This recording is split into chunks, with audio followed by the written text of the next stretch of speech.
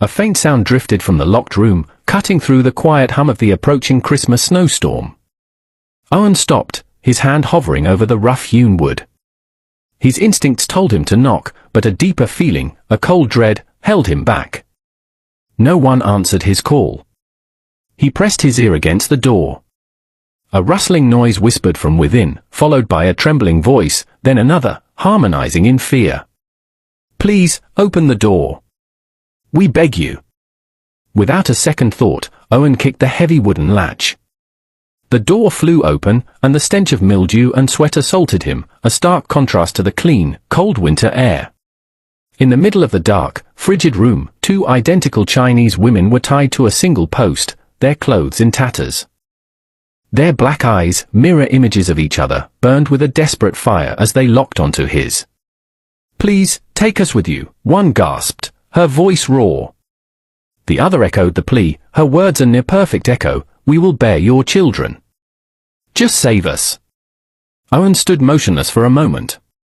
Images of his lost wife and child flashed through his mind, phantoms of a past Christmas, how they had once pleaded for help, and he had been powerless to save them from the winter fever. He would not be powerless again. He pulled out his knife and sliced through the thick ropes. "Let's go," shouts echoed from the hallway. Owen pulled them both toward the back door, their bare feet sinking into the fresh layer of snow that covered the yard of red dust. They scrambled into the wagon as gunshots rang out behind them. Owen cracked the whip, the wheels screeching over the frozen dirt road.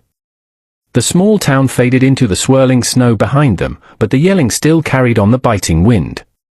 In the wagon bed, the two women lay panting, their hands still trembling, yet their identical eyes no longer held despair.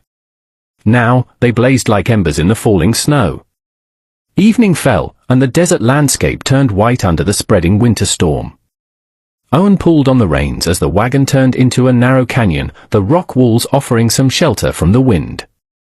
He knew the men chasing them would not risk riding hard in the dark, especially not in a blizzard. "Get down," Owen said, pulling the brake.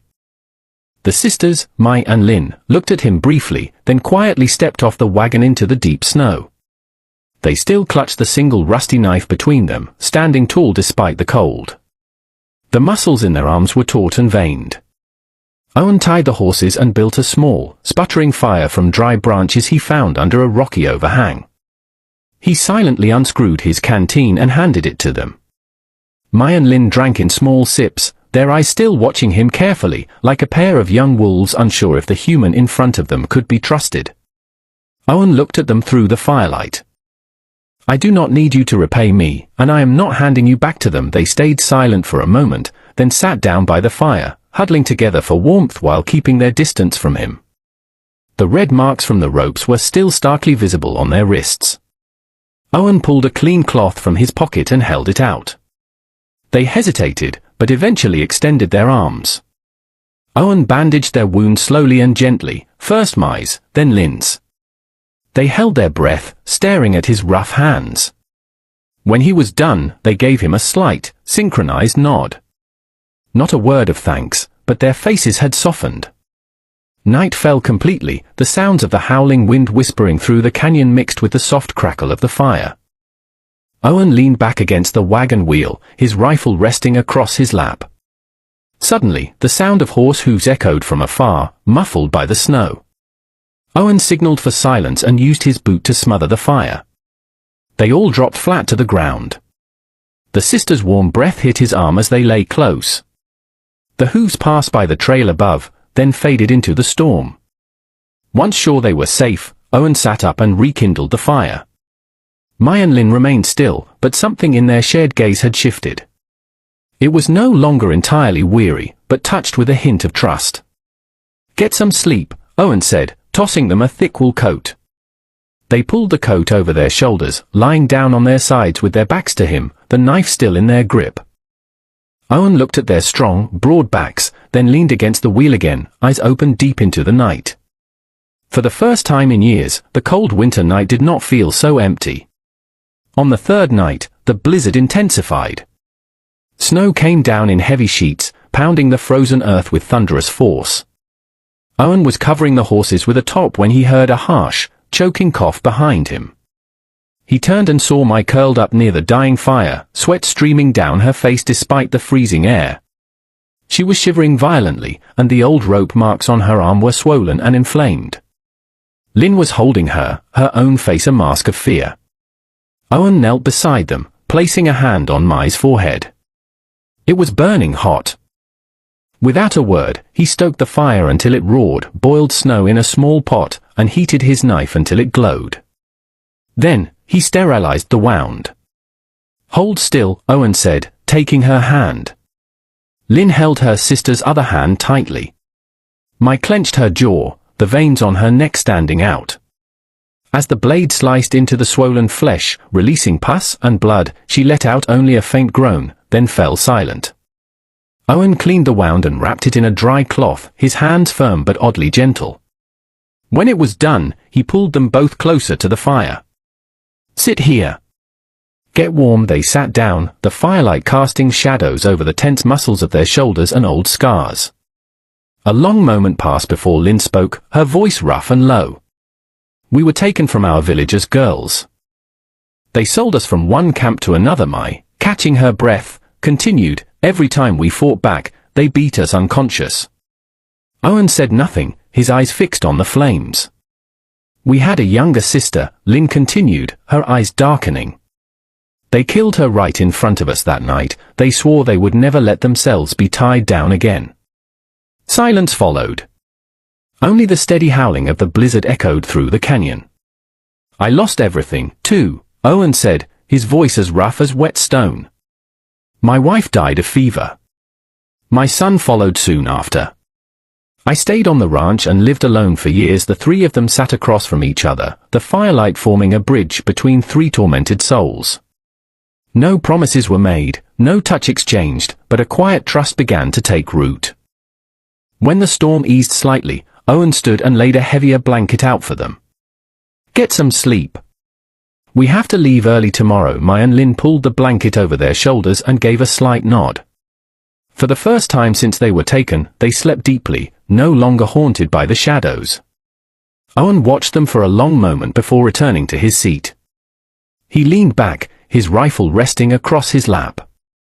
The desert night was quiet, but this time it was not loneliness. It was a beginning. At dawn the next morning, the sky lit up red as the first light spilled over the snow-covered valley. Owen stepped out early, walking along the row of wagons to inspect the area. On the snow, he suddenly spotted fresh hoof prints, deep and evenly spaced. They did not match his horses. These were from at least 3 others, closely trailing in the same direction. Owen knelt down and touched the print. The snow was freshly disturbed. That meant they had passed by only a few hours earlier. Back at camp, he found Mai and Lin warming their hands by the fire, Mai's face still pale with the lingering fever. "They're tracking us," Owen said, his voice low but certain. The sisters gripped their shared knife tighter, their dark eyes narrowing. "They will come back." Owen looked at them for a long moment. He could walk away. He could let them handle it themselves, the way survivors often do. But he saw something in their eyes, something unbreakable. The same look he had when he stood at the grave of his wife and son, swearing never to bow again. "If you want to keep running, I will help," Owen said. They did not answer right away. They got to their feet, striding over to the horse, carrying their gear. "We have run long enough," Mai said. Lin finished the thought, "If they come, we will be waiting." Owen nodded. "Then we get ready." They packed quickly and left the canyon before the sun rose too high. By midday, Owen brought Mai and Lin to his ranch, a weathered log house tucked deep within the grasslands, now blanketed in thick snow. A cattle shed, a wooden fence, a water tank, everything looked like it had just barely survived a long drought and was now bracing for a harsh winter. As soon as they stepped through the gate, Owen got to work reinforcing everything. He added extra locks to the doors and boarded up the windows. Mai and Lin helped clear snow from the paths and stack firewood into neat, high piles. That evening, they sat together on the porch. Owen cleaned his Winchester rifle with practiced care, while Mai and Lin sharpened their knife under the glow of a lantern. None of them spoke, but the silence between them was no longer a wall. It was an unspoken pact. When the storm came, they would stand together. In the distance, a wolf's howl echoed from the direction of town. Owen glanced at the sisters and saw them lift their heads, their eyes calm and steady. He knew then if the men did come, this would no longer be his fight alone. The sun stood high overhead, and the sunlight reflecting off the snow burned like needles against the skin.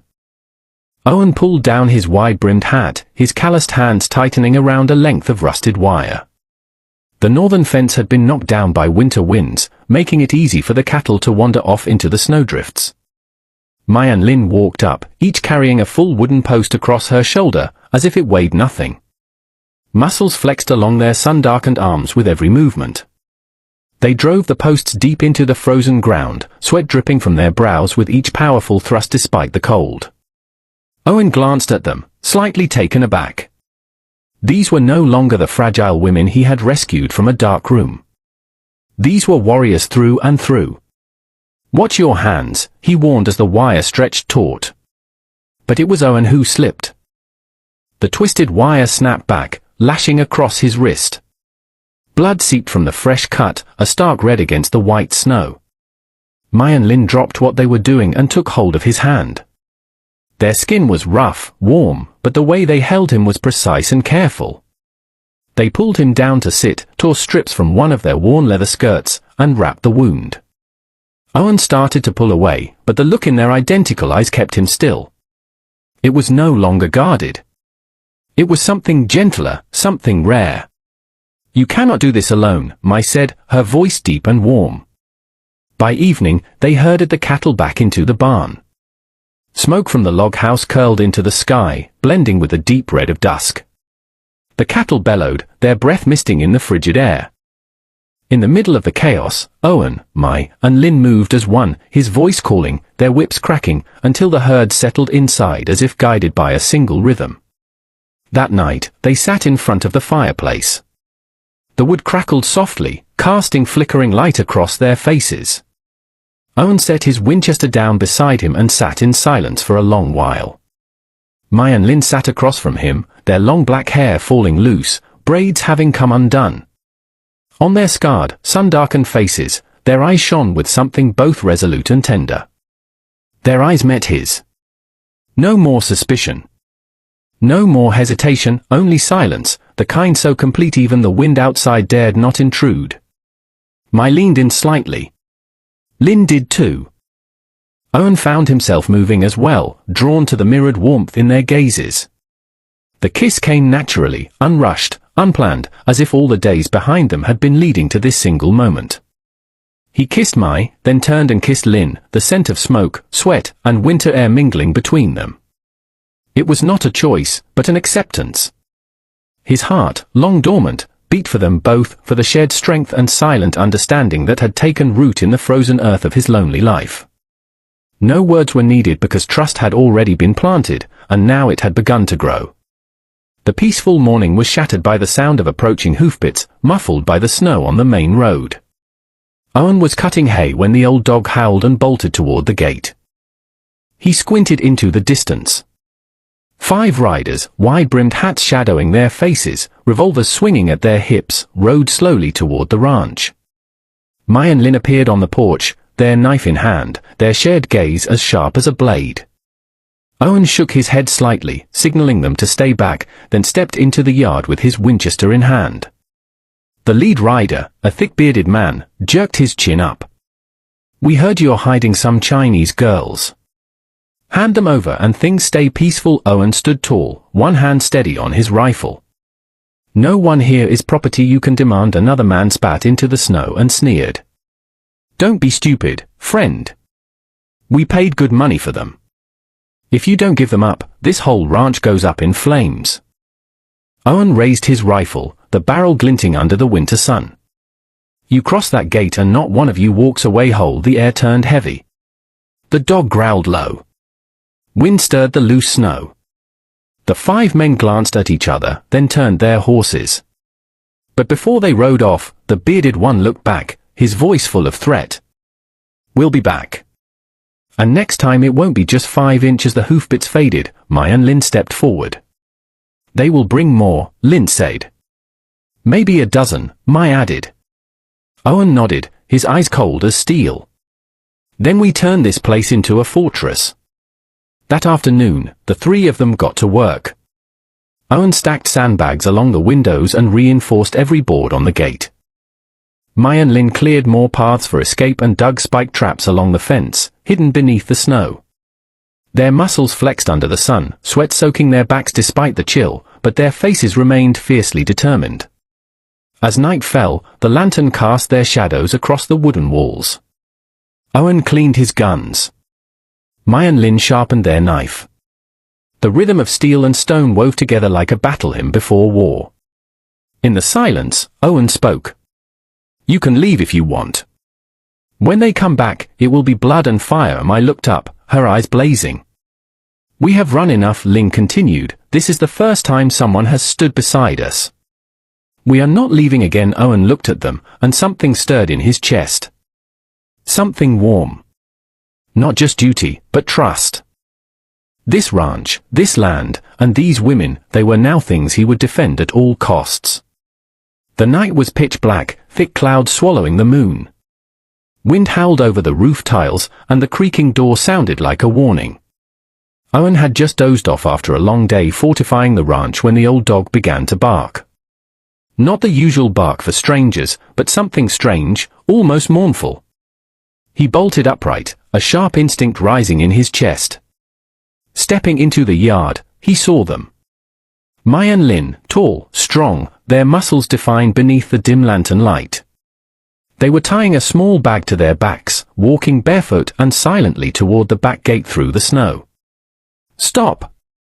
Owen's voice rang out, sharp and commanding. They froze, their shoulders tensed. Then they turned, their identical eyes gleaming with tears. If we stay, you will lose everything, Mai said. The ranch, the land, maybe even your life, Lin finished. Owen stepped forward, his boots crunching in the snow. You think I would let you walk back to those hunting dogs? You think I would watch them drag you off like some piece of cargo?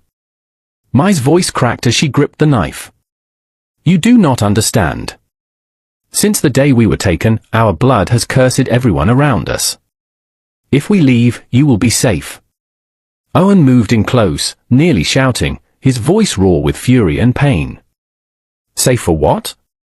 To sit in this house alone? Empty? I would rather lose everything, this ranch, this